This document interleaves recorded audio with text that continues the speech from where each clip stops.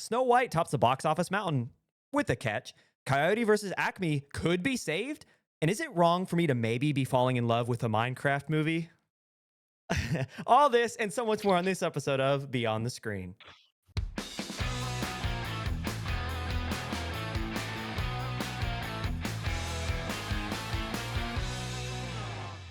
Hello, everybody, and welcome to Beyond the Screen. I'm your host, Ryan. That's Jake. What's going on, Jake? Nothing much, man. It's a good day to die. Is Right? that so? Is that the case? Yeah. So my one guy at work said when he worked at this church, it's what they used to say to each other because I think it was a play on Jesus, of course. Okay. And it's a great day to die for someone else. It was like the full saying, but they would just say, "Great day to die." Whenever someone asks them how they are. And so whenever they brought in somebody new or wasn't in that culture, that's what they said to each other. And then they'd be like, this cult, this cult. Yeah. Oh, So, but like immediately indoctrinated and they understood it afterward, but they're not a cult. as Anyway, far as you but know. how are you? Dude, I'm doing great. Had a great day back at work. I work in higher education, so last week was our spring break, which meant I didn't work. So I took every day as slowly as I could so that I could savor every last moment. Um, and then it was gone. So back to Ripped from his clutches. yeah, it was. I had peace for all of a week, and then it was ripped away from me. So back to the old grind, as they say today. I also started grad school last week too, again. So back to school with that too. It was like the last week of class at where I work was spring break for where I'm going to school, and then spring break from where I work was the first week back to school. So it was this weird back and forth. So right as I wrap up my first week in my second class of grad school of the semester, I'm going right back to work. So it's weird how these things are kind of going, but it's fun. It's fun. Uh, Have you ever mixed the two up? oh, their schedules? No, I mean like you work at a school, a higher education, but you're also going to school. Like, you ever just clock in at the wrong school? No, because the other school is halfway across the country. But I do. Oh, Yeah. I'm online. They're not the same school. I work oh. in one university. That was not planned, but it The happened. loyalty is a little rocky. I didn't know I was Yeah. going to be working at another university when I started school at the one place that I'm getting my education You from. you might have gotten a discount if you played your cards right, but I would you have, did not. but again, when I applied and got in and got admitted, I didn't know I was going to be getting the job I got. So, Yeah. as those of you who don't know, I haven't talked about it in a while. I got a new job at the beginning of the year. And for those who have been around for that long, that was also when my car broke and it was cold outside and it was snowing 10 inches and it was terrible, terrible time. But we're up now. We're back. We back. We're up. we up. But no, doing good now. All right. Moving on, we're going to finally get in. We always do this, but we're going to get into our box office news. Segment 1, learning about who did what in terms of money at the box office in week 12 of the year, which is insane that we're already past the 3-month mark into the year, almost to month 4 of 2025. Disney Snow White wins the domestic box office, earning $43 million domestically and $87.3 globally. The $250 million budgeted film is just another deep-pocketed film to fail to reach initial expectations. The $43 million open is even less than the disappointing 2019 opening for Tim Burton's Dumbo, which took home $45 million. If you're being compared to failing at Dumbo, there's a problem. So Hey, I just refreshed. did it This just always refresh happens.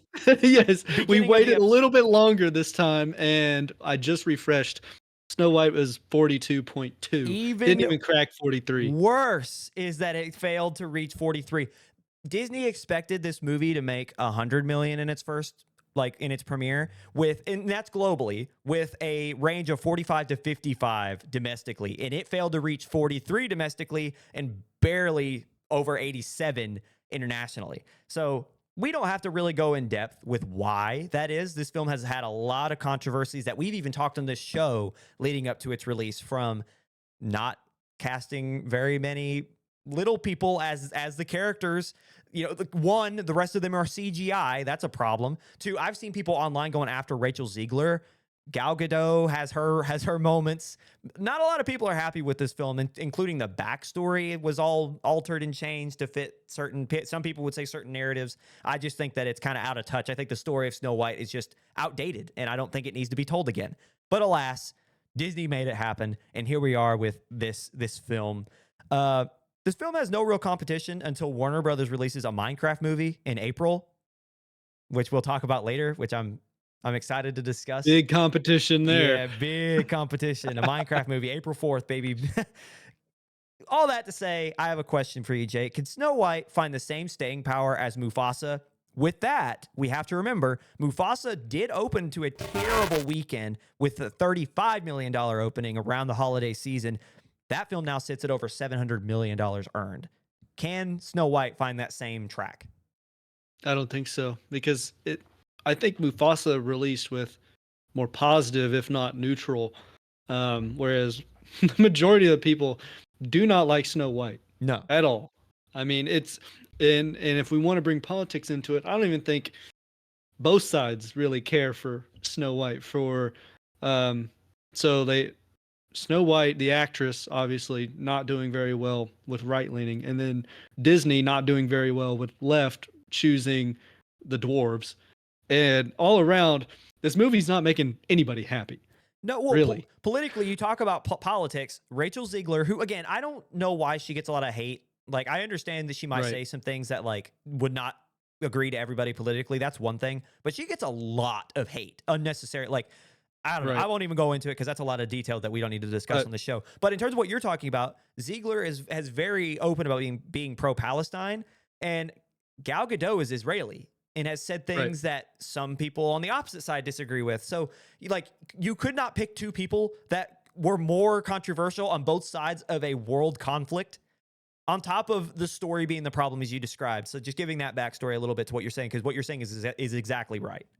So I saw a pro and con list of Snow White. Guy actually went and saw it, and I'm not sure the source, and I'm not even sure if he's valid, if he's a valid source. But he pro conned it out. His opinion was the only good thing about Snow White was Rachel Ziegler's performance. That was it.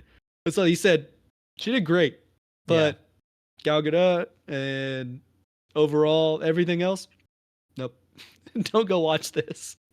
So, yeah. He said the musical numbers from Rachel as well were fantastic. He liked. People forget that she killed it in the last Hunger Games movie. Yeah. I mean, the thing is I feel like as the Hunger Games series has gone on, they've gotten worse.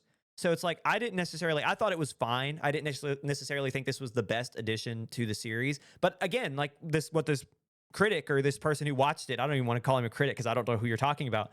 But I wish I knew. I'd give him credit. But this individual is saying that they and her, specifically her musical numbers, are what saved it in his mind. I'm not shocked because that's exactly what my opinion was of the last Hunger Games movie. And the thing is, A Ballad of Songbirds and Snakes is what that one was. And the thing is that one was pretty well received. And speaking of being received, in terms of ratings, Snow White has an IMDb rating of 2 out of 10, which is astronomically low. It even is worse than the 2019 Cats adaptation, which had a 2.8 out of 10. So that is historically bad company to be in terms of ratings for Snow White. It has a 44% on Rotten Tomatoes, which arguably is its saving grace. That's a lot better than 2.8 out of 10 from IMDb. And the thing is, IMDb usually rates them more fair. So it's kind of surprising to see the IMDb rating so low. Audiences did give the film a B+ cinema score, with, I think, individuals and audiences under 18 giving it an A-. And from further readings, most of these films, these adaptations, have an A range rating somewhere. So even its best rating from cinema goers and its cinema score at a B+ is still lower than what usually these films go for. So this is just from box office numbers to reviews to just controversies to marketing even. This is like 101. Do not do this. I've never seen Disney flame out this bad. Like, this is terrible. Yeah, I just don't think it was doomed from the beginning. Like other movies I think we'll discuss today. Oh, for sure. And I think that's a good moving on point. This is not the end of our Disney slash Marvel even discussions. And there's a big note that I'm excited to get like discussed later after we talk about Black Bag. Focus Features distribute. Oh, excuse me. I'm so sorry. Distributed and Steven Soderbergh helmed espionage thriller Black Bag finishes second for the second week in a row, earning 4.26 million domestically. The IMDb synopsis again, because it's only been in theaters 2 weeks. We haven't really talked about it a lot, so I want to make sure everyone knows what we're discussing here. Is, quote, when intelligence agent Catherine Woodhouse is suspected of whether to be a loyal to his marriage or his country, and for some reason it did not continue with the rest of the whatever. Anyway, the point of the film, his Come wife, on, man. well, I don't know what happened because that is the end of that quotation there. That's exactly what I pulled from IMDb. The point of the story is agent has to decide to be loyal to his wife who's suspected of ratting information on his country. So does he betray his wife or does he betray his country? So I apologize for that. I don't know what happened to that quote. I read it It's before. something to do with a black bag. Yes. The film has a total assume. gross of 24 million globally, yet cost around 50 million to produce. So we're going down the exact same trend of big films failing to make money at the box office. And I mean, to be fair, 50 million is not a huge film either. I mean, but Focus comparatively. Features, Yeah. like 50 million from Focus Features is 100 million for Disney.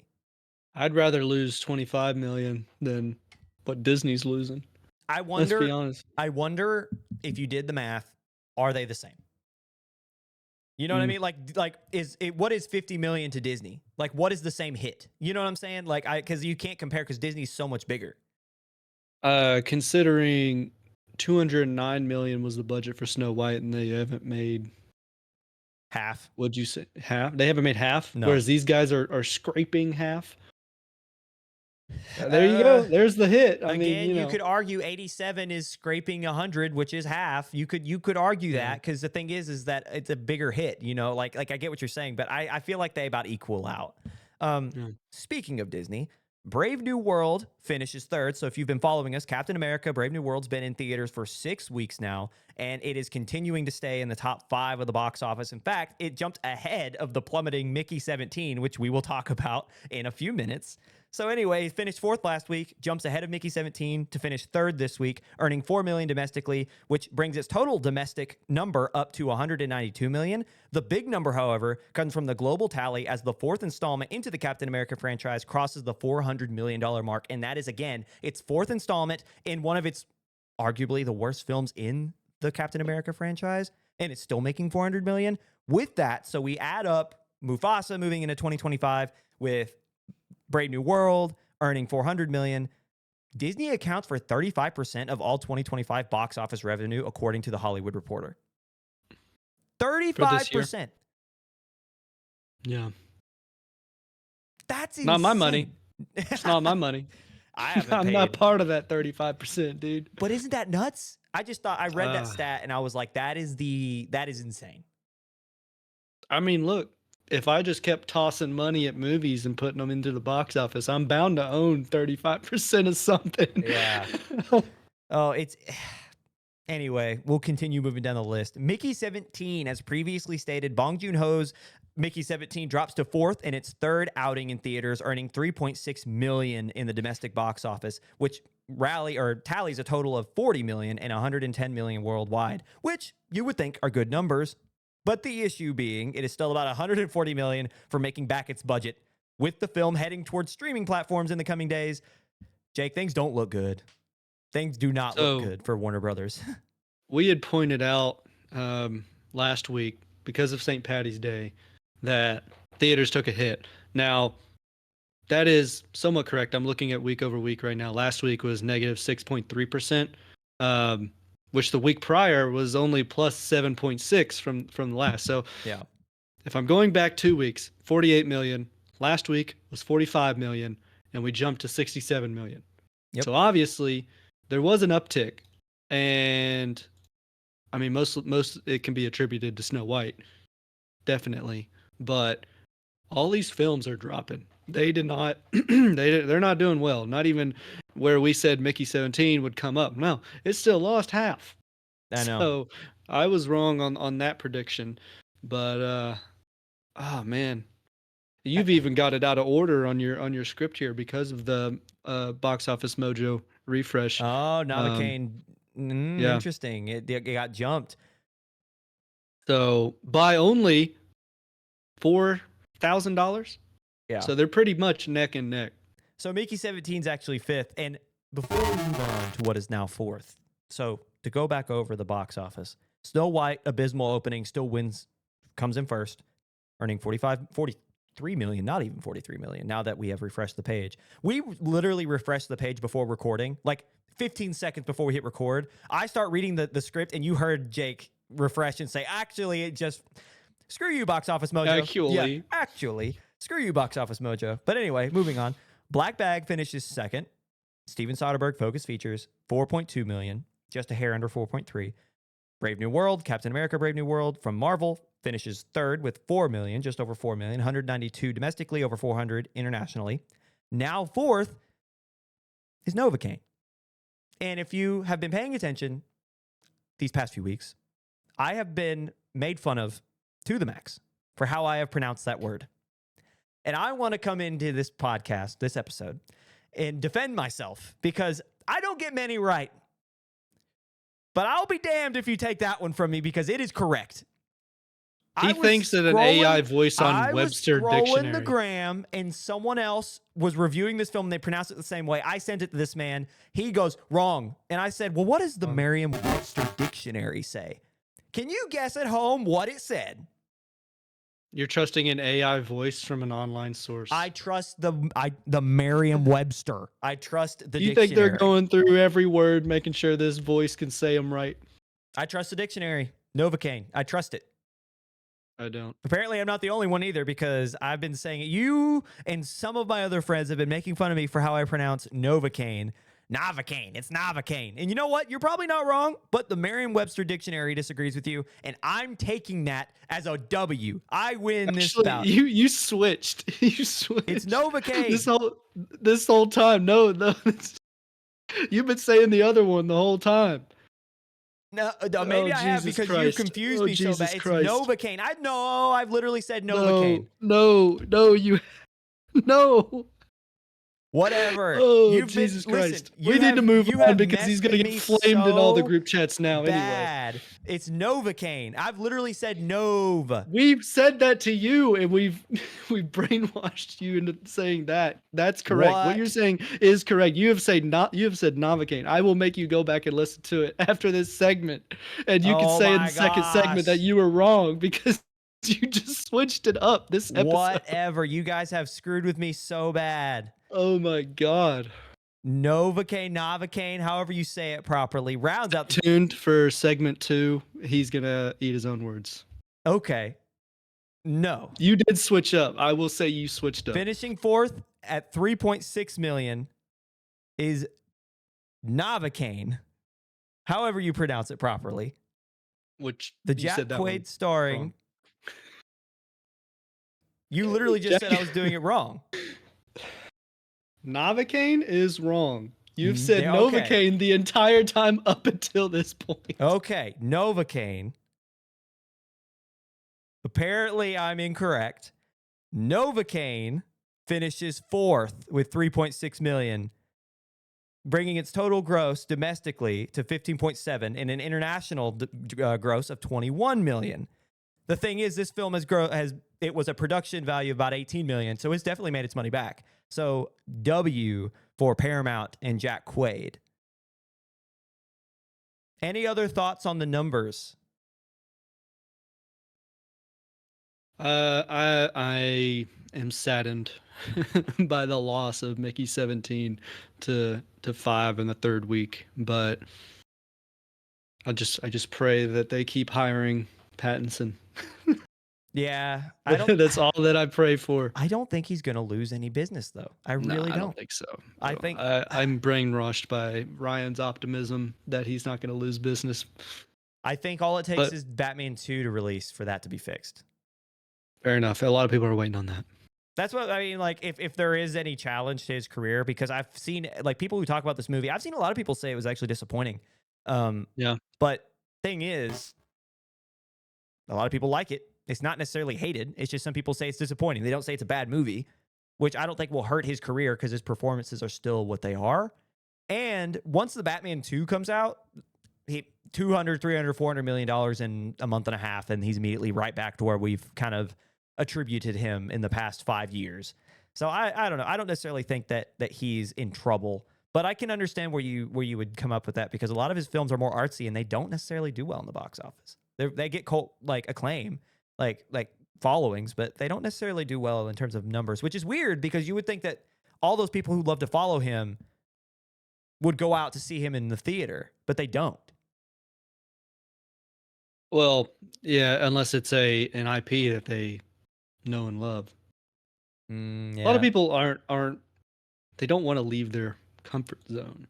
I And just so going and seeing something like The Lighthouse isn't in their wheelhouse. I just don't understand it being like, because the thing is The Lighthouse is critically acclaimed. Like people love it. Like it's something that is taught in film classes now.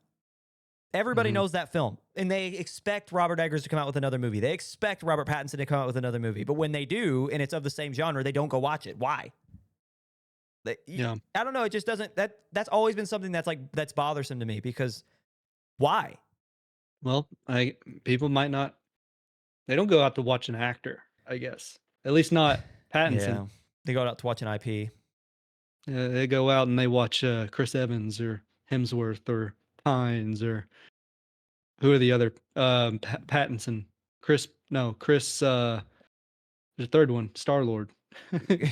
You've said him Run out of already. Chris, huh?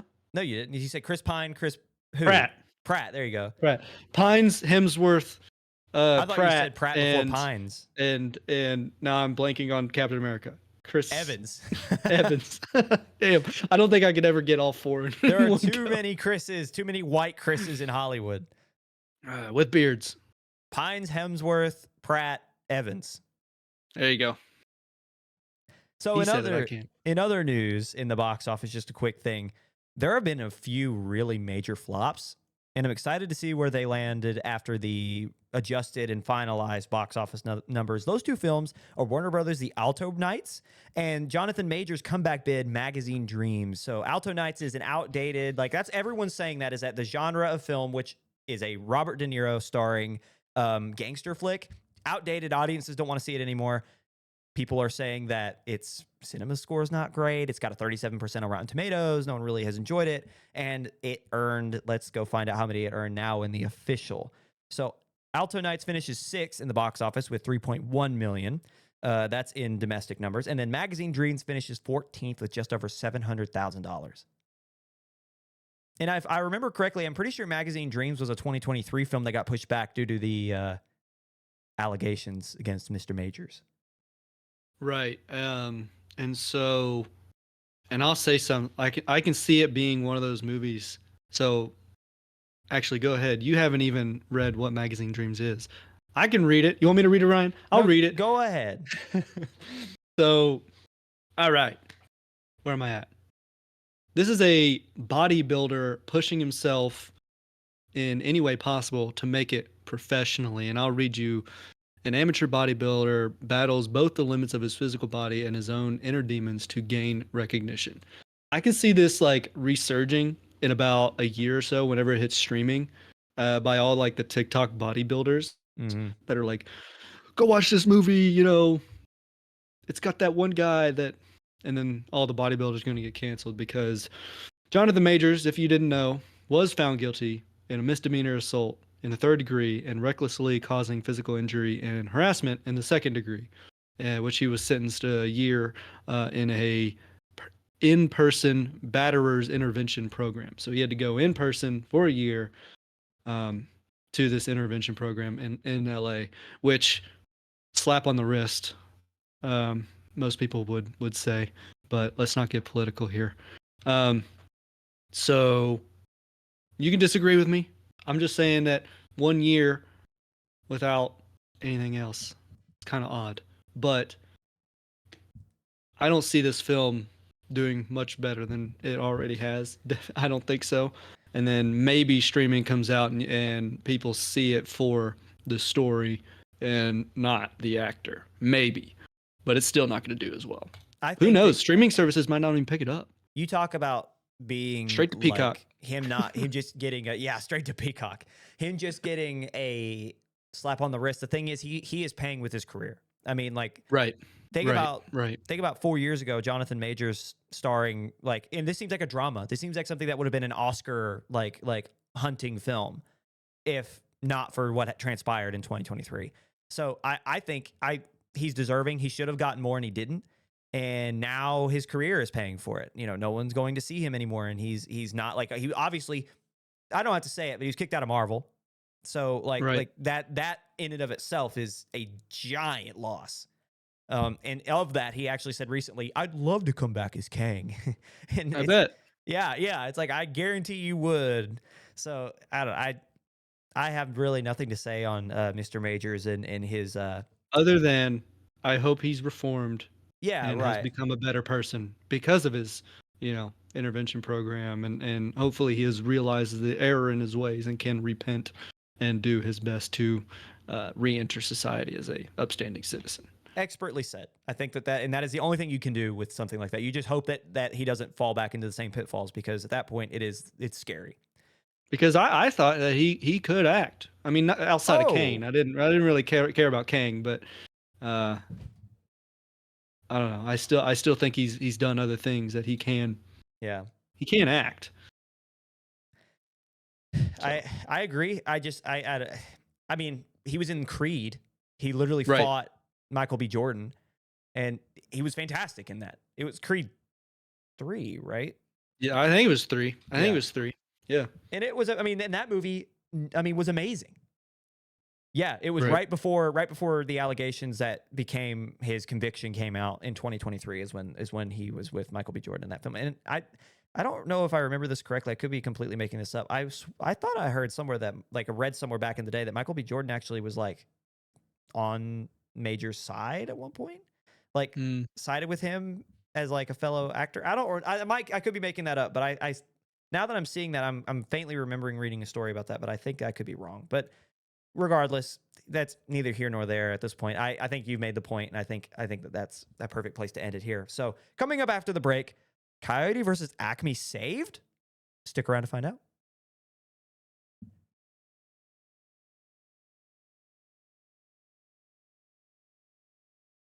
Welcome back. You've made it to segment 2, our major topics, major news discussions, or just something we want to delve deeper into segment. I do want to start right off the top. I concede. I probably was. I got it reversed. I said no or Novocaine at first, and I swore I thought I was saying Novocaine, but I was wrong. I concede. All right. The Now feather and tarring is over. we can move past. We can move past. We can believe whatever phonetics it is. I just wanted him to make the point that he switched up and tried to take the high road on me. I swore I was saying it correctly, but I Yeah. wasn't. It's All one right. of those words you don't realize you're pronouncing wrong, and then when you're told the right way, you think you've been talking about the right thing all along, and I was just incorrect. Yeah. Anyway, Ryan Gume. Gume, exactly. Anyway, jumping into segment 2, as we've been hyping up all episode, is Coyote versus Acme saved? According to Deadline, could be. The 2023 live action animation comedy starring Will Forte alongside Wile E. Coyote might have found a new home after being shelved for a tax write-off from Warner Brothers. That was a big deal when it happened. I don't know if you remember that, Jake. It was a big deal because apparently this movie was very well received. According to Empire, the story follows, quote, Wile E. Coyote seeking legal compensation for years of disastrous Acme corporate productions. So if you remember the joke in Looney Tunes, Wile E. Coyote is chasing Roadrunner, and every time he gets an Acme explosive device or Acme device to try to stop the Roadrunner and capture him, it blows up in his face. And the point of this film is that he hires a lawyer to sue Acme. And that's the story. It's Who Framed Roger Rabbit type live action animation. And it looked like, apparently, like, it looked funny from what we could see from the stills and from the story concept. That sounds hilarious. And according to critics and screen testers, audiences who were sent in early to see the film, it was fantastic. Like, people loved this film, and that it was a disaster, like, just from the get that it was even canceled. Warner Brothers lost a lot of money when they decided to write all these films off, because Wile E. Coyote v. Acme was far from the first film to have this happen by Warner Brothers. In fact, I'm pretty sure Warner Brothers got reprimanded by the federal government for doing so. Like, it was a big deal.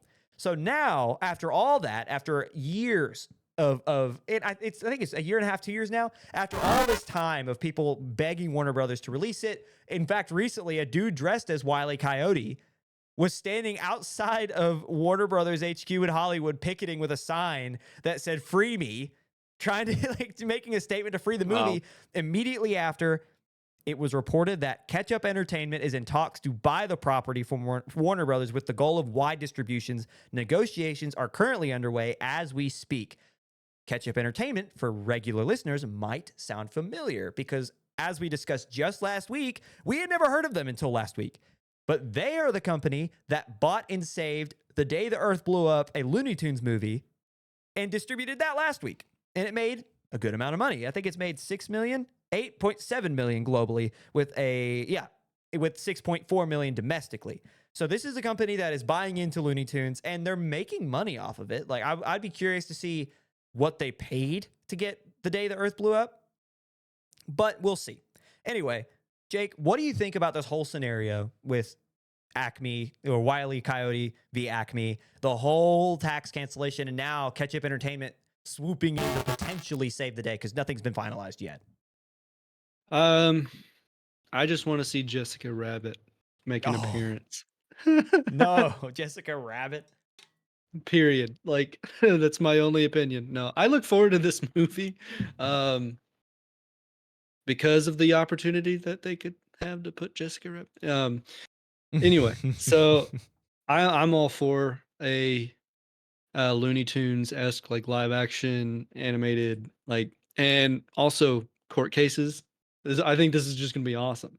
We're gonna see all of the like the old cartoons where he's gonna probably recreate them in like flashbacks in his testimony. I could just imagine it now, all the different things that film's gonna explore, and then obviously they're probably gonna try and sabotage the court case, or how court cases go in movies. Yeah. They're gonna try and blow him up or something. I don't know. It just So sounds absurd, and it sounds hilarious. Like, right. exactly your point. No, I I love it. can't wait. I mean, and it sounds like audiences liked it from the tests. So I look forward to it. I think it's gonna be a good one. It's one thing. So the was it Batwoman or Batgirl? Was that they had also had done the tax Yeah. write-off thing with that film, and the thing is that that film was considered terrible. It's universally, it was agreed from those who had seen it that it was just not a good movie. And those that kind of created it too. They were like, Yeah, don't do this. Yeah, Yeah. and so it got shelved and thrown in the vault and written off. I'm pretty sure before Wile E. Coyote v. Acme. And so I wonder if that was like something that they had done and realized that they could get their 20 million back, and we're like, oh, and like, oh my God, like, we could do that. And then they did it to however many more films. The difference is, if you do it to a universally bad film, like, everyone expects it to be bad, creators say it's bad, early critics and screen testers say it's bad, fine. No one's going to care, and you can get your money back, which I still think that's a sleazy way. If you're going to invest in a film, let those creators create and throw it out there. Like, I do disagree with that even in that level, but there's an understanding there. Hey, Yeah. you could admit, because the thing is, to do that is to admit that it's bad. So to say, I understand, like, we just didn't hit our marks, and we just don't think it's worth of it's not up to our standards as Warner Brothers, as a film company, and as creators down to the director and the actor level. We just don't think this is worth producing or distributing. Sorry. We should just can it, get our money back. If they took that route with some of these films, I would respect it. I'd be like, you know what? That's a value. Like, again, I would love to see the art, even if it's bad, but like, I get it. But then to do this to a film that is universally loved, even at the screen testing and the critic level, the however many dozens of people that have seen it, it just enters this level of sleaziness that is just unprecedented. And it's just like, I'm not a big fan of Zaslav, who's the president of Warner Brothers Discovery. I think he says things like, for example, recently he went on an interview and was talking about how the NBA is losing all of its followers, and that's why we let it walk. As if last summer he didn't sue the NBA because they didn't let him match one of the 3 package offers that Amazon had bought.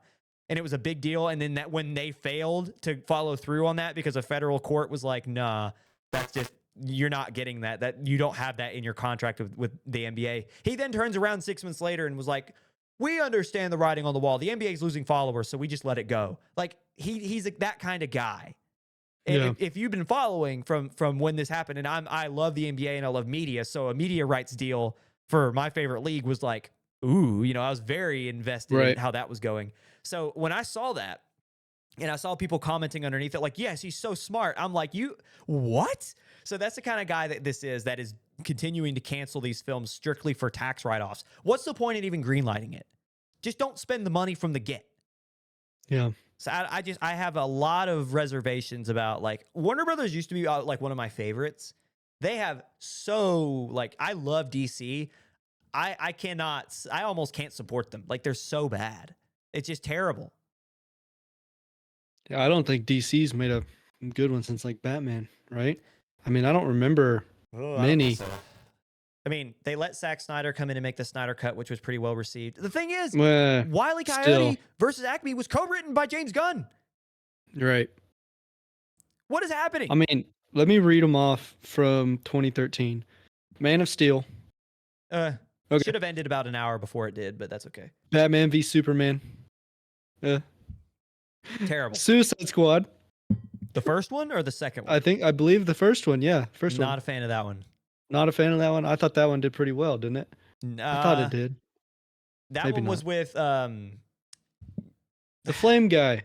the Flame guy. No, that was the 30 The Seconds Flame guy. to who's the singer of 30 Seconds to Mars? Why am I blanking on his name? That's the only thing I can think of is Jared Leto. That was Jared Yeah. Leto as the Joker. It was not. I didn't like it. Wonder Woman. Yeah, Maybe. I like the first Wonder Justice Woman. League. Zack David Snyder's Ayer's one Justice was League. bad. Aquaman. Shazam. I think that was well received. The Shazam first was one. okay. The first one. Birds of Prey. Right? Yeah. Wonder Woman 1984. I think that flopped. Suicide Squad 2. That's a good one. That's a good one. Black Adam.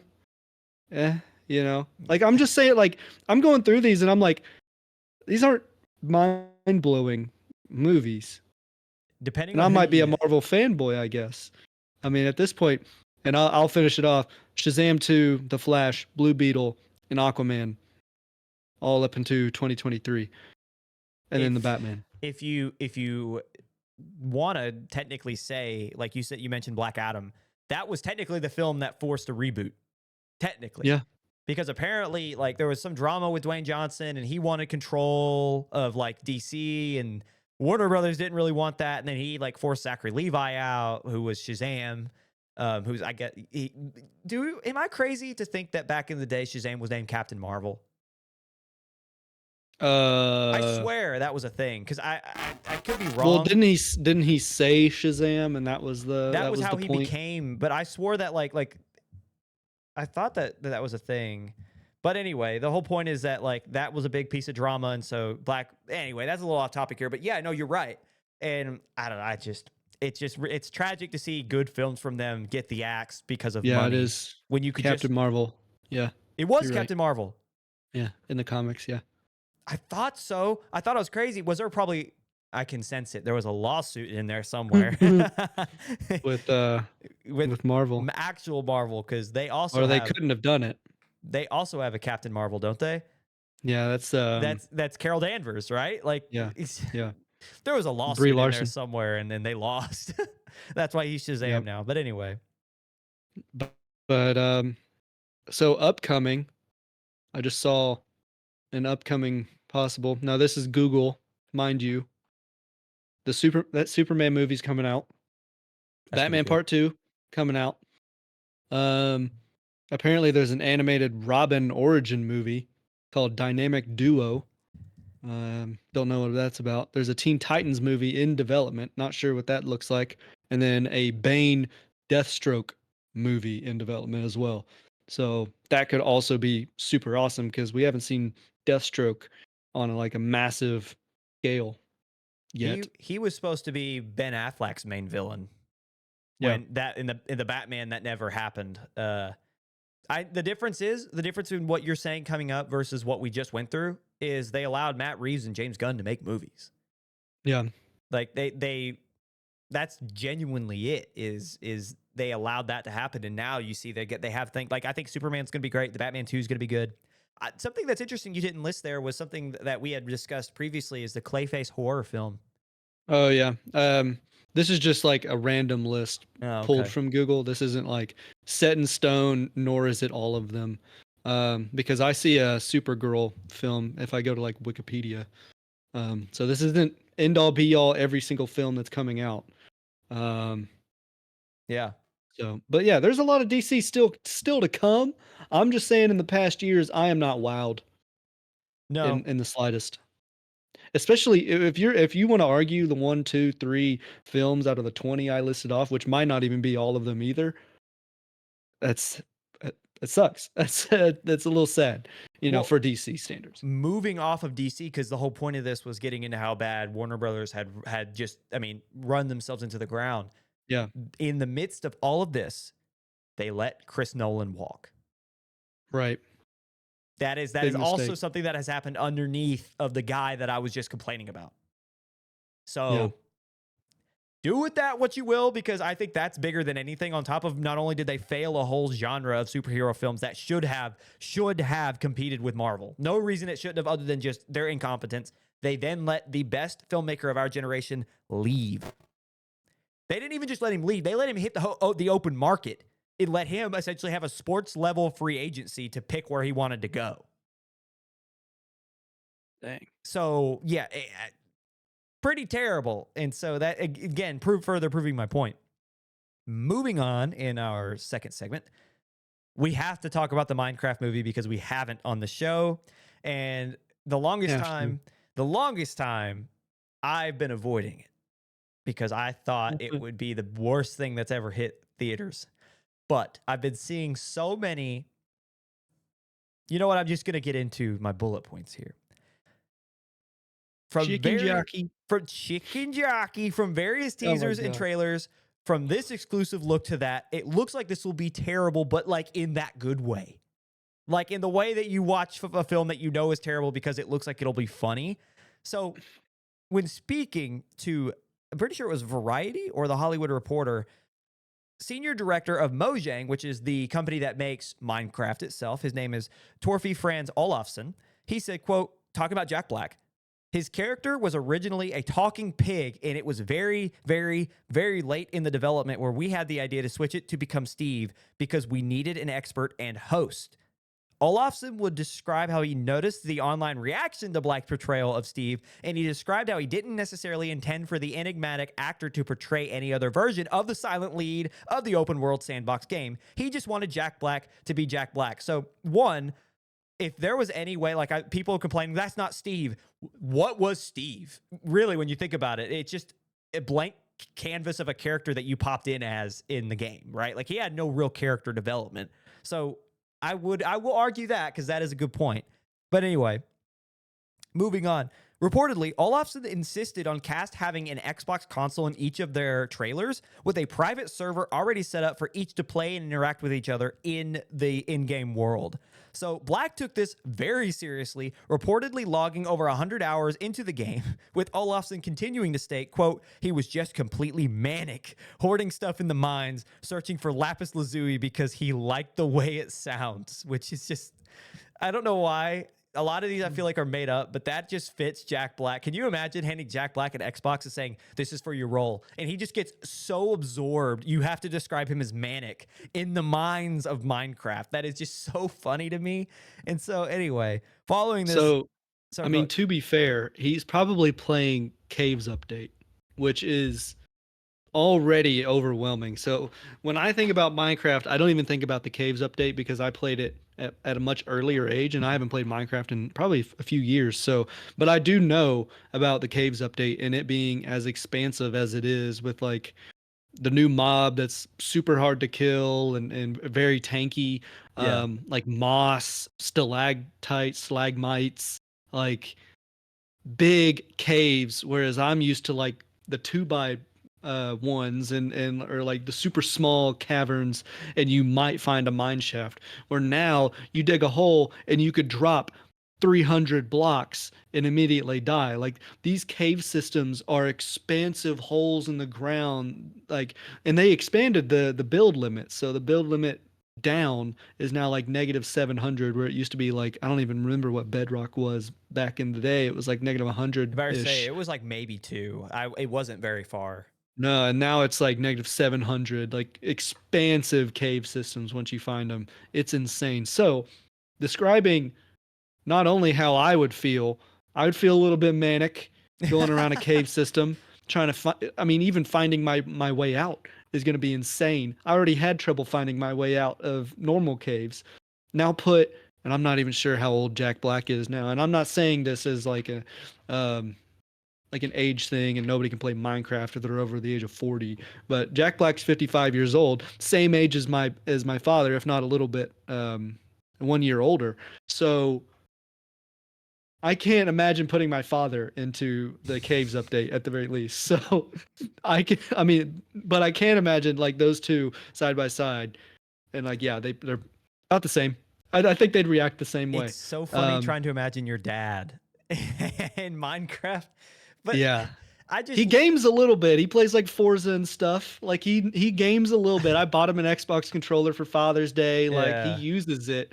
I could just imagine he would act the same way. Not probably not like Lapis Lazuli sounds good level, but he'd be a little bit manic in the caves. He'd be trying to figure out how to navigate those things efficiently. Can Be you a I little bit just manic. my favorite you brought up Lapis, and that is my favorite detail of this whole thing because he just wanted to mine it not because he needed it, but because he liked the sound it made when you mined it. So Because one of the only things that I know you can do with it is dye. Like I yeah, right. like Like it's dye blue clothes. dye. That's like Yeah, you could change like about it. clothing and you could change like dog collars. Like that's like why you get Glass, it. clay, other things like that. It's strictly pretty much a dye, as far as my knowledge goes. Up into much recent updates, I don't know a lot about Minecraft now, but that's pretty much all I know. It is carpet, glass, clay, Yeah. pants, dye. It's a dye. That's about it. So Apparently, he loves the sound it makes so much, and he's so attached to this one element in this game that he has asked directors and Olafson himself if he could mention it in the movie. I don't know if that will happen, but if he says lapis lazuli in the film with his Jack Black voice, I will die. Like, and that's the thing. Going back to why I'm falling in love with this very slightly, because I know it's going to be terrible. Though I'm not naive to the fact that it should be an animation. Jack Black shouldn't be near it, and it should be something a little bit yeah, more serious. But you watch the behind the scenes and you see Jason Momoa being absolutely ridiculous and just looks like he's just having fun. Jack Black I still think he's hilarious. I know he's a little bit everywhere right now and people are kind of burnt out on him. I still like Jack Black. So it's just like, I don't know. It's just, I see all of it and it looks like it was fun to make. I don't know if the comedy will hit, but I just think it'll be so absurd that it will be fun. And I'm kind of intrigued. Like I don't know how many times I'm going to be able to hear like, Flint and Steel before I get over it, but like it does look really fun. I think it's just one of those things that you go to see for the meme, pretty much. I don't think it doesn't look good to me. Like I see all these clips and I'm like, man, it's just him saying buzzwords the whole movie. It's just, Chicken Jockey. this is an ender pearl. Yeah. And I was like, yes, it is, Jack. Yep. What Awesome. he says, what else does he say? He says so many things and it's just so I've seen TikToks of them like rating the 20 sayings that just from the trailers. It's just yeah.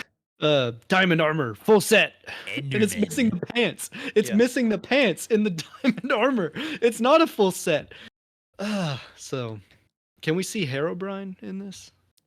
That Maybe. that'd be kind of cool. That'd be a That would callback seal though. the deal. That would seal the deal. Yeah. I would enjoy it. What if Jack Black turns into? I don't know That'd be how you pull crazy. that off. I don't know how you do Just that. white contacts. That's it. That's all it'd be. What's he gonna white contact like zombie raise his arm up and go chicken jockey? Like what's he gonna do? Well, he's not a Herobrine's like a myth mythical. I He's like an know. entity, right? I know, but that's what I'm saying. Like, I just can't see him playing that. I don't know.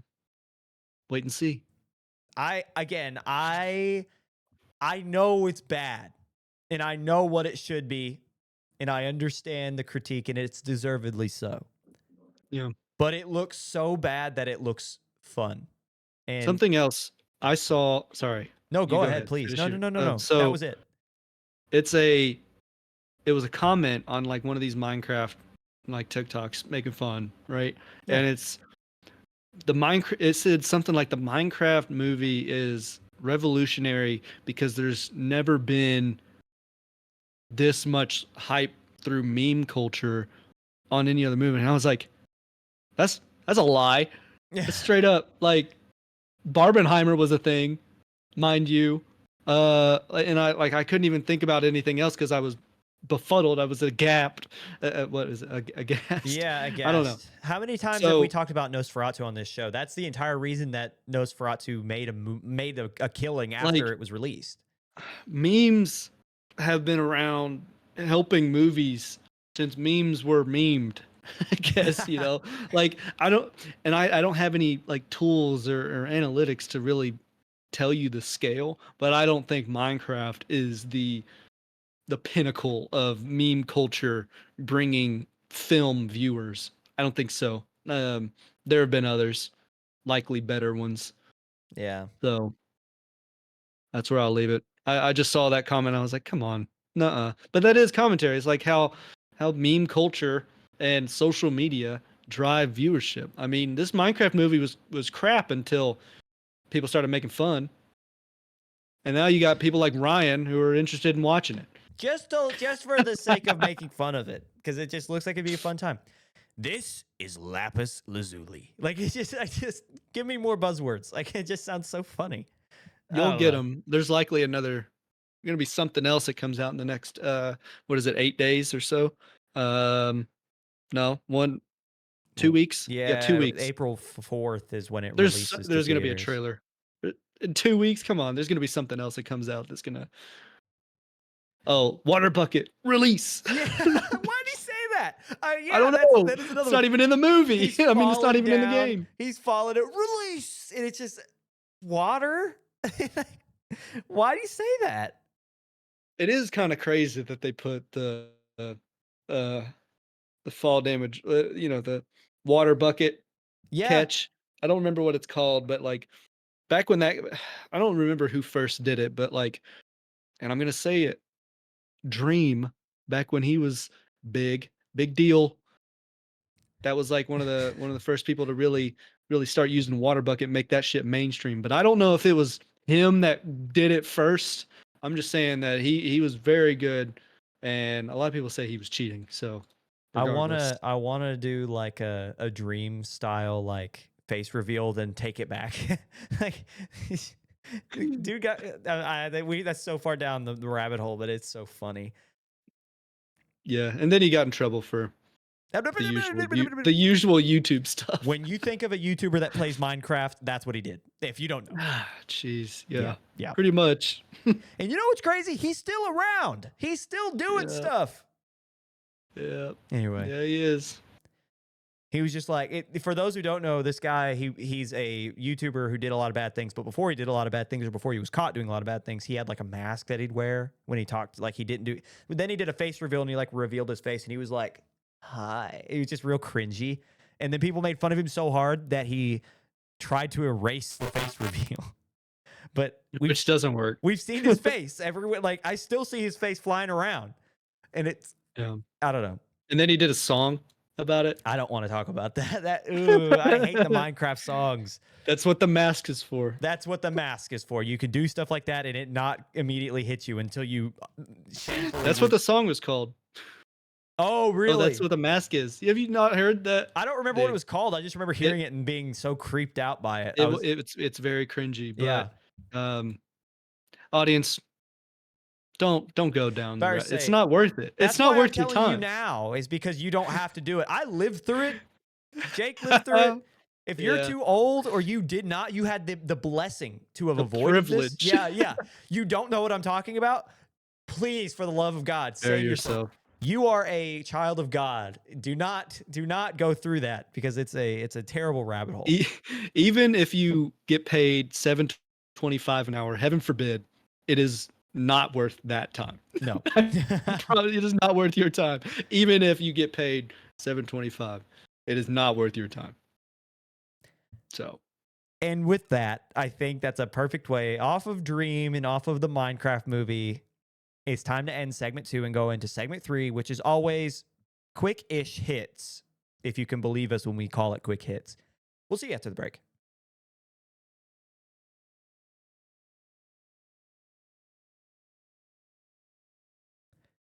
Welcome back to Beyond the Screen. You've made it to segment 3.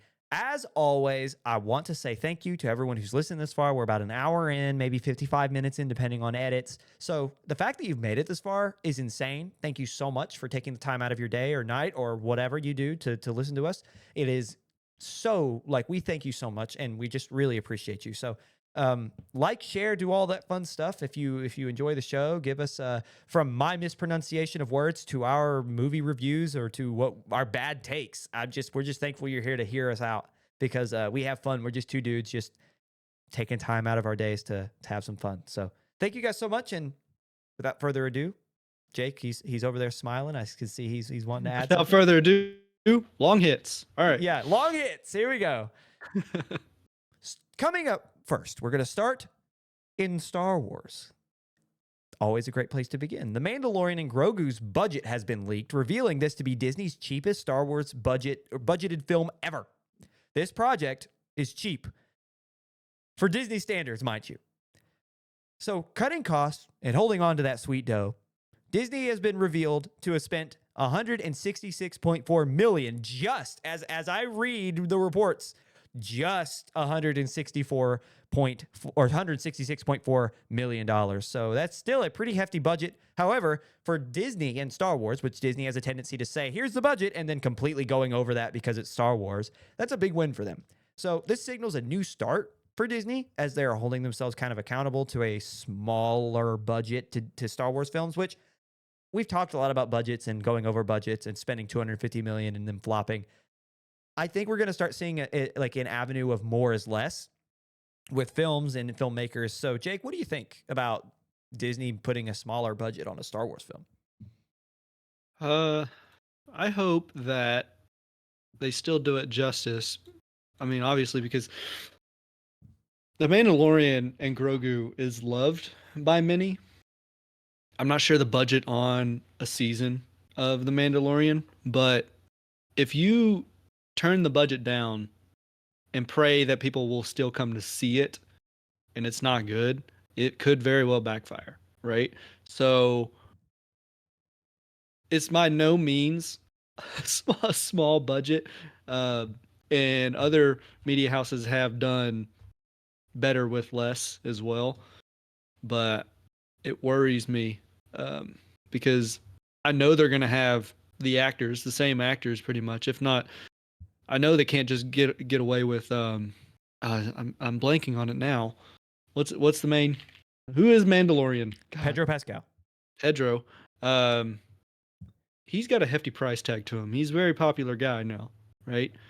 I'm not sure what I believe is The Last of Us is paying him for that TV show or what he made in The Mandalorian, but to cast him in a movie, especially today, that's some money.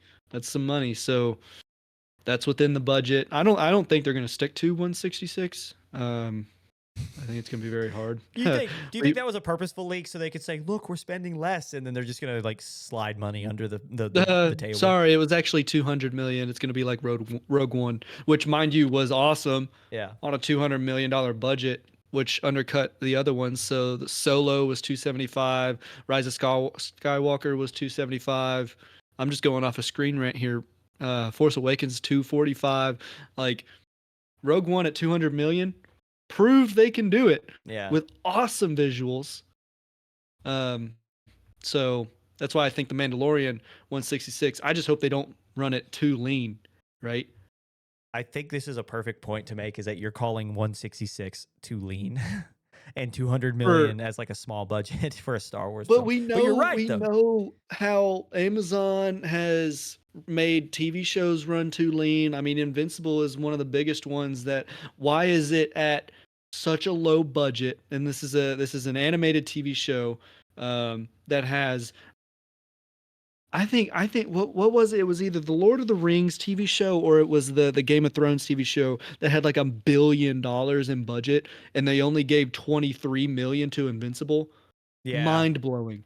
Mind blowing. You couldn't give, I don't know, double, just 50 million to Invincible, and we could have had a little bit less of the floating PNGs. No, you're Any, right. but And I'm not, you know, you're right though. The thing about Invincible too is like to add to your point here is I've seen like independent editors like take footage and add just depth with shadow and it looks right, worlds better. And then I've seen people compare the comic strips to the scenes and the comic strips are ridiculously detailed and right. the scenes are just not.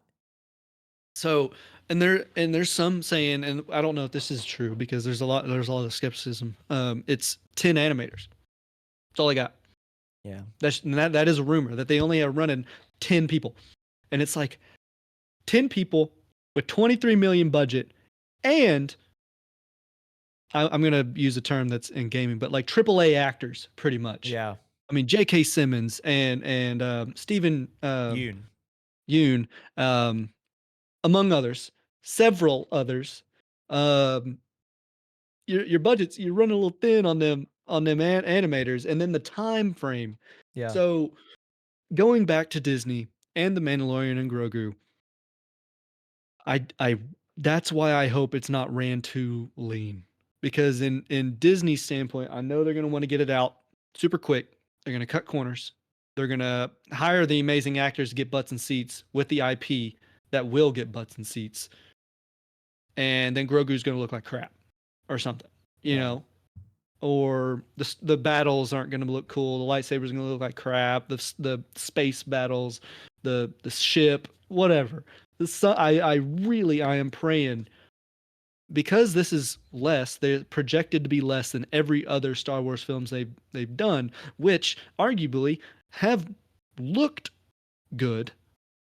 You know, I'm not going to talk about story at all. Yeah. They have looked very awesome as Star Wars. Now, I'm not talking about Leia floating through space. I'm not talking about like the ideas behind it, but it was still cool. It still looked cool.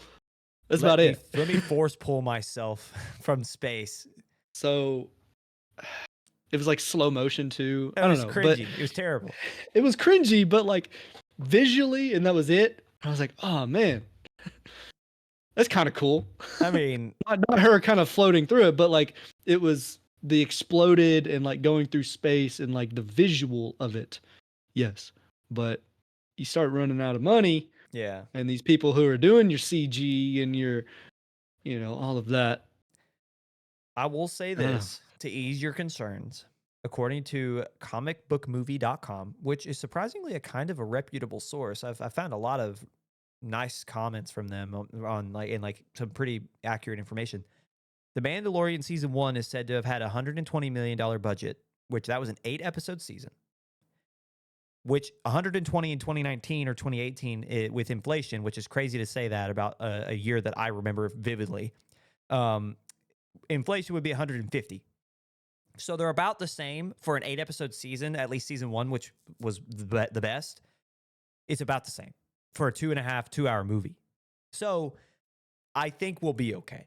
I think Okay. that just seeing that, because the first season, the effects were great, and it just didn't feel like the thing I liked about the season 1 of The Mandalorian was it felt real world, but also the galaxy felt so big. Like the situations felt human, but you still felt that awe of Star Wars.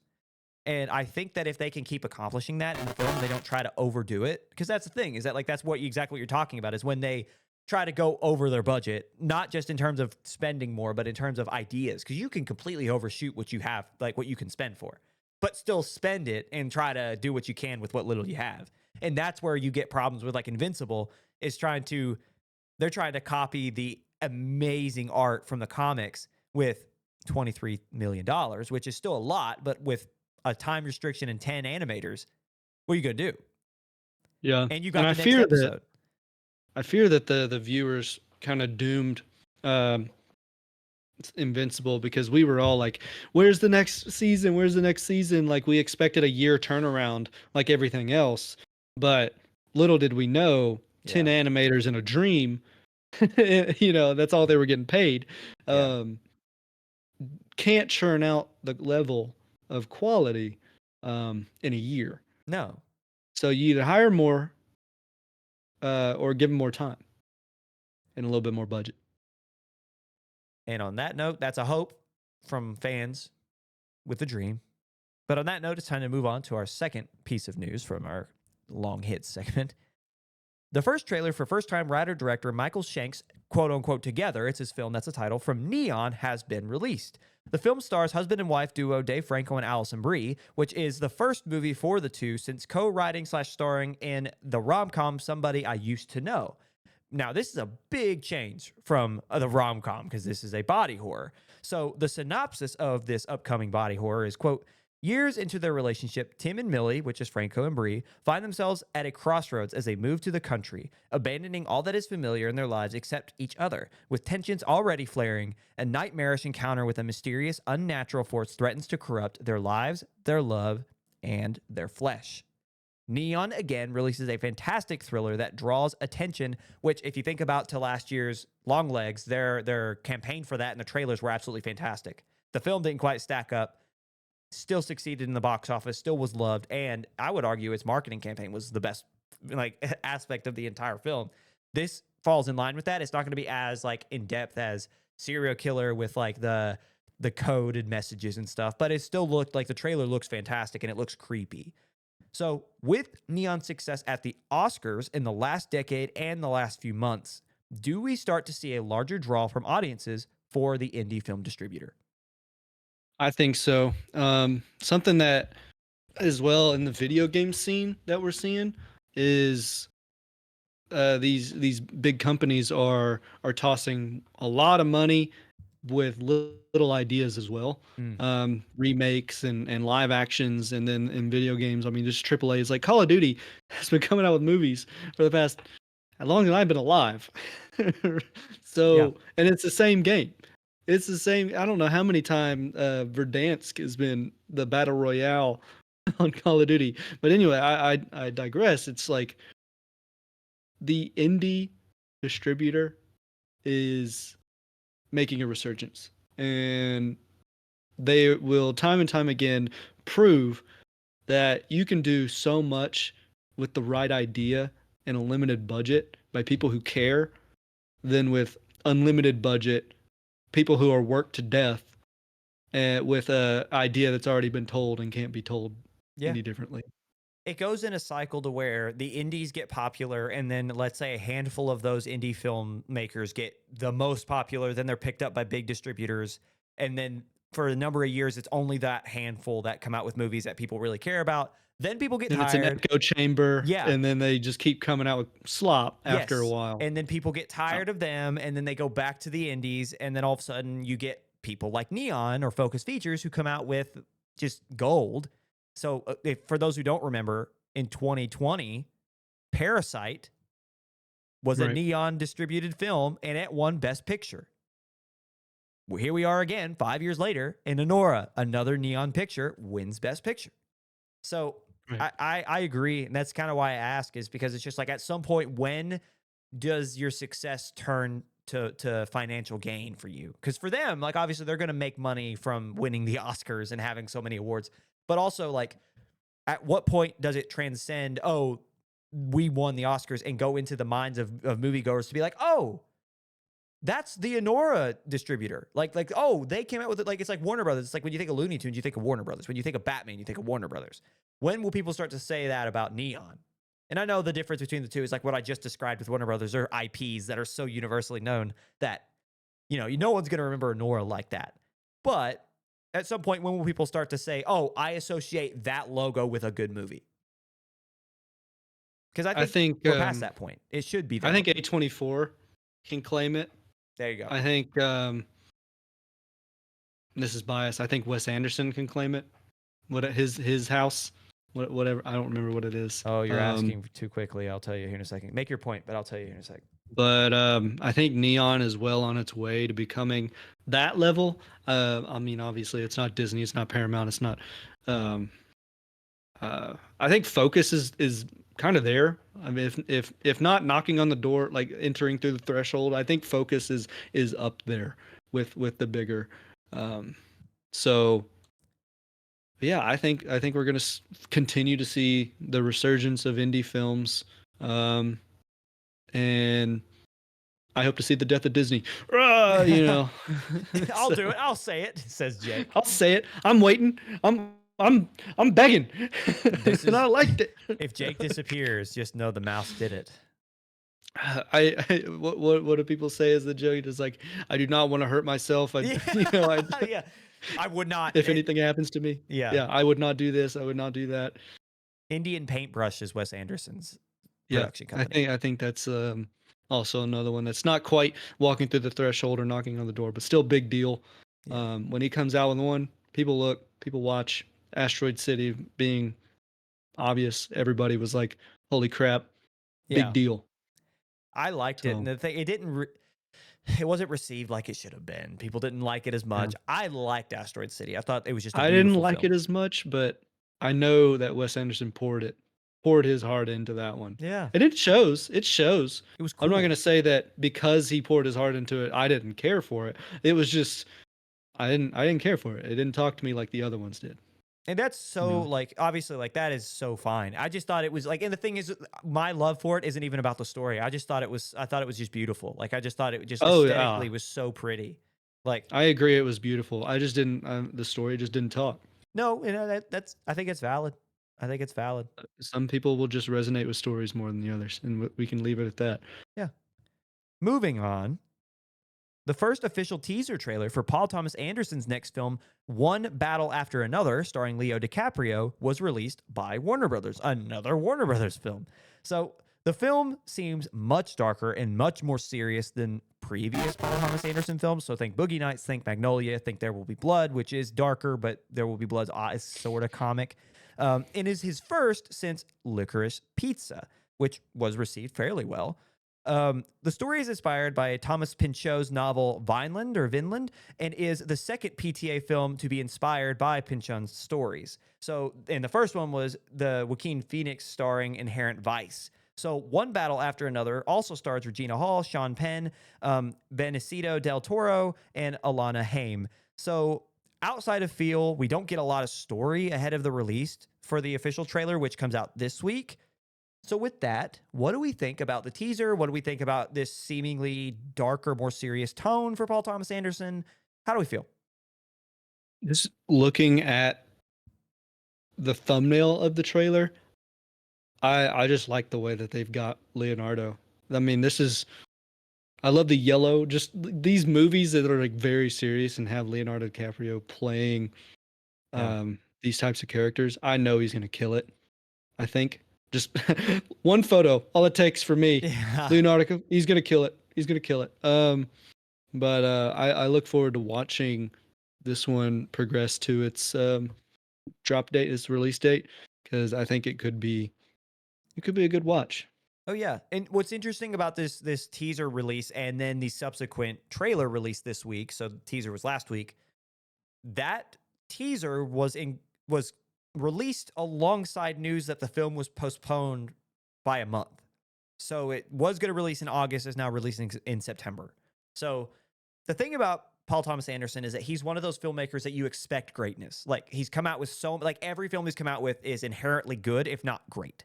So it's like when he comes out with a film, you see Leo DiCaprio, you see Regina Hall, Sean Penn, Del Toro. Like you see these people and you're like, oh my gosh, like this is like a great cast with a cast that seems to fit his style of storytelling. It doesn't matter if it's more serious. Again, think Licorice Pizza versus There Will Be Blood. This man can go across the board with whatever genre he wants. This just happens to be more of a serious tone than we're used to seeing from him.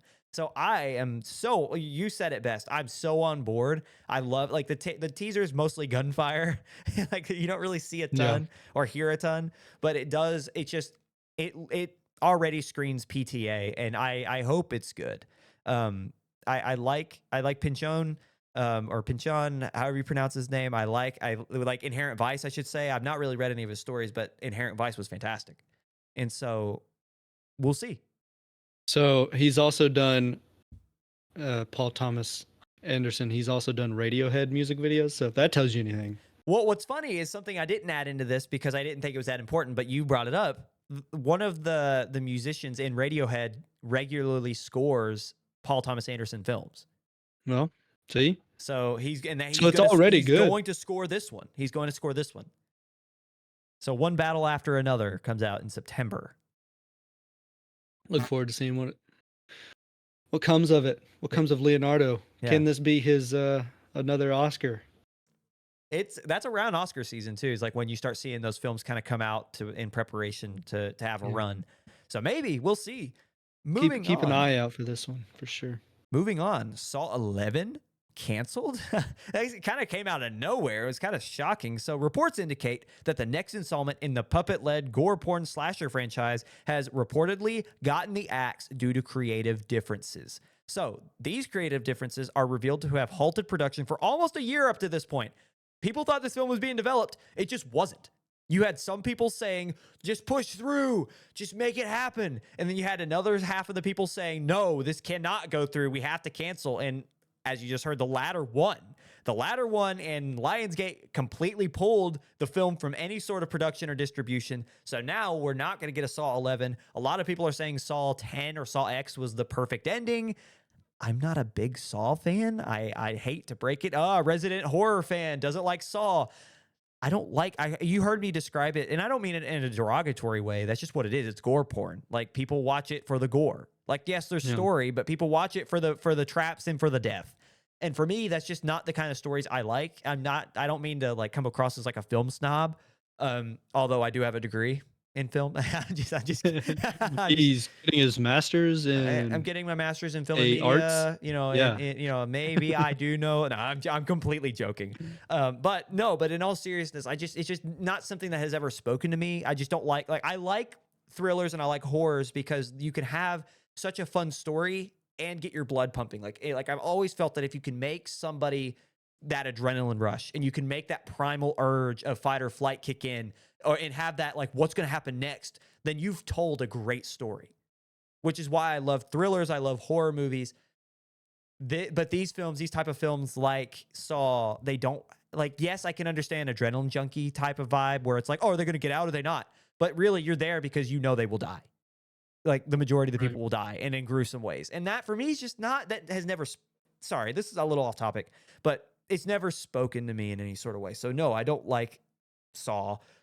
And back to the news, Saw 11 canceled. Lionsgate, who is the main producer and distributor for the Saw franchise, is reportedly said to be exploring other options for the franchise as they still try to capitalize on the success of Saw X. So Saw 10 was very popular, very well received. These include spin-offs or a potential like streaming series or TV series. What do you think, Jake? I think back to like there was a meme that came out. It was like, for your final challenge, let your B word go through your phone. Yeah. And the guy like freaks out. No. Yeah. And it was like really sped up, so it was high pitched voice. Yeah. Anyway, that's pretty much all I know about Saw, guys. You know, your resident meme provider here. I don't like care for horrors, but I actually did see Chris Rock. Which one was that one? Spiral. I Yeah. actually watched that at a drive-in. Unprovoked. Just saw it at the drive-in. Somebody wanted to be there for both films, and one of them is Spiral. And I was like, all right, whatever. And it was okay. It was okay. Like the ending was a little bit of a twist. I didn't expect that. But I don't think it did well. I don't think it actually did well. I don't remember what it did. Spiral was not received well. Right. Which goes to show you what my opinion matters in horror genre. Whereas if I think it was good, then it was likely mediocre or mid. Yeah. But what else have I seen? That's pretty much it. That's all I have to really say. I've seen one, and it was crap. My favorite fact about Saw is that so the whole point is Tobin Bell's character, who is like the voice behind the puppet, right? Like the guy that's building the traps. It's his life story essentially, and like him trying to make people feel punished for X, Y, and Z, whatever their transgressions were, or for whatever needs he has. Like I know in one he's dying of cancer and he like gets like a bunch of like medical professionals and is like, cure me or die, here's a trap. And it's like it's so, but my favorite part about that is that Tobin Bell has portrayed the character in every installment that character has been in there. And when he has a flashback, they don't get like a younger actor, even as he's gotten progressively older. They just put him in a backwards hat and make him use youthful lingo. And he Oh just, wow. it looks so bad, but so like those moments I would watch just because they look so funny.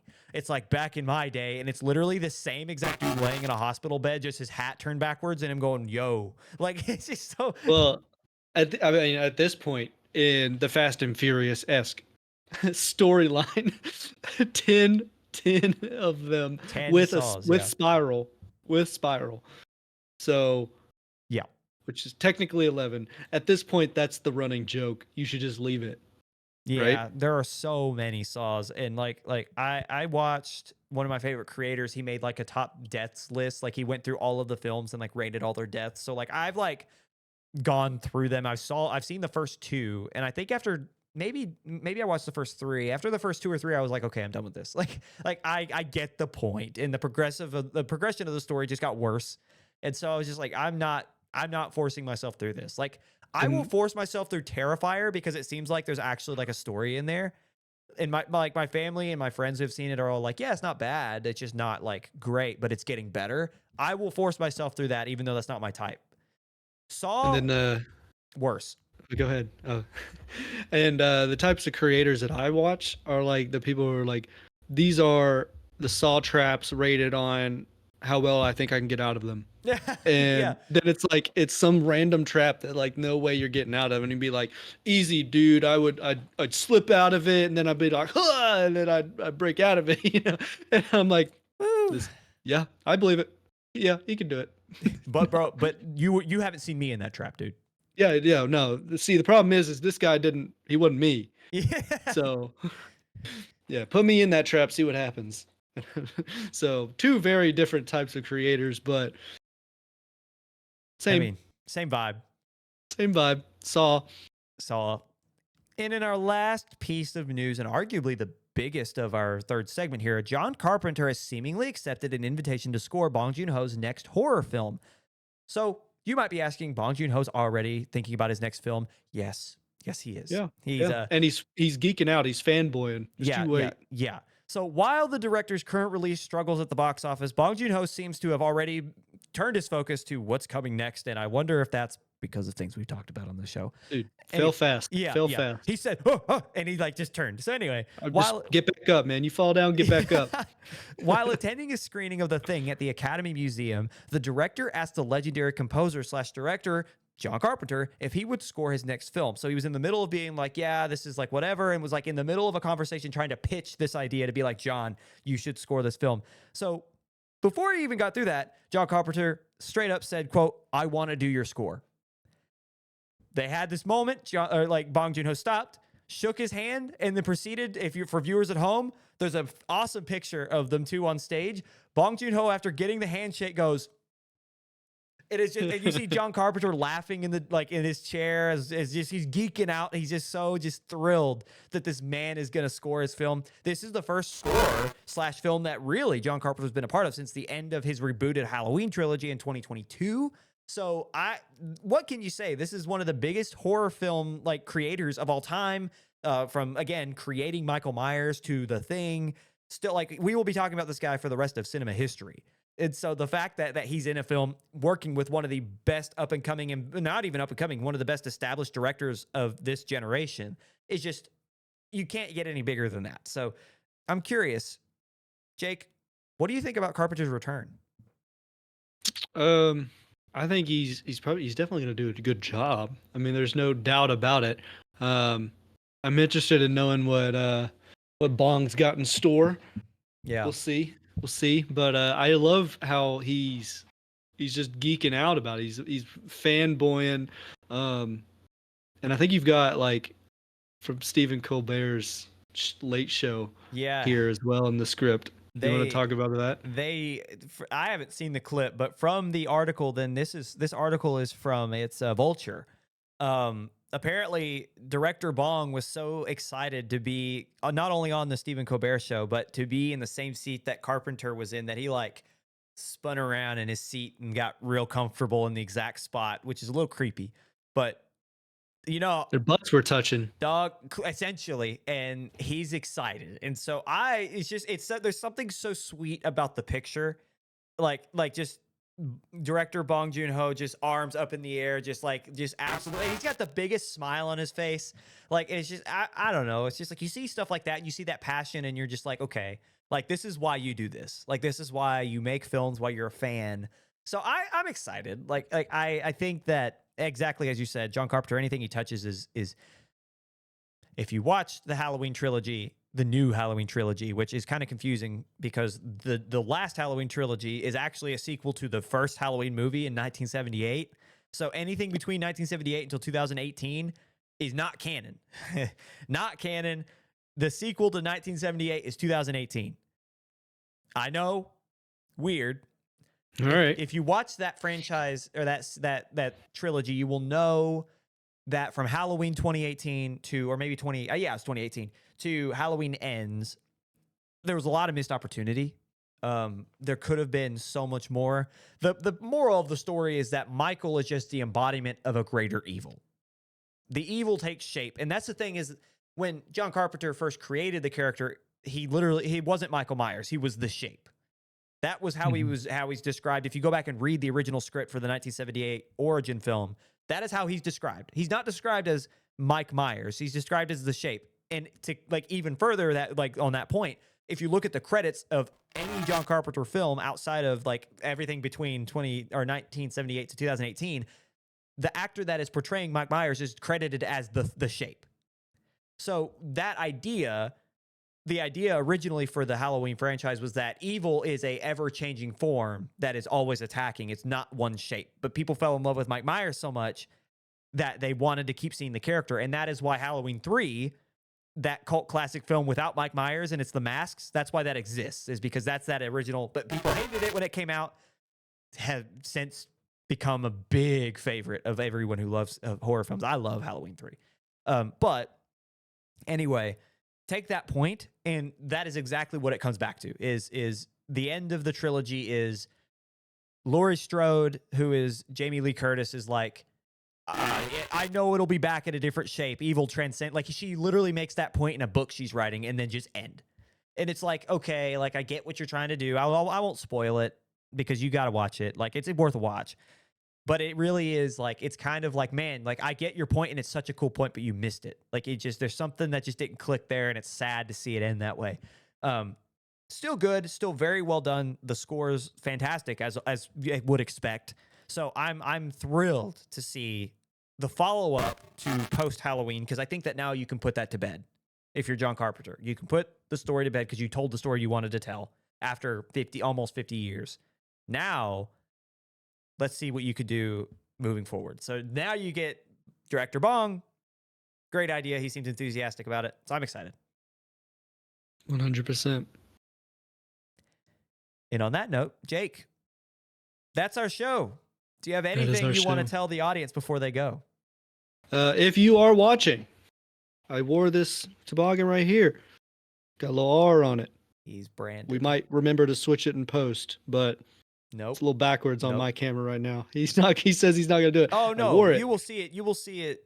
Well, no, actually, you will see it in reverse because you'll know what I'm talking about, Jake. Yeah. Sometimes we forget. No. But I wore it for you, Ryan. Thank you. I wore it for you. Thank you. He didn't wear the mustache hat for me, but look at him. You tell me it's not for you?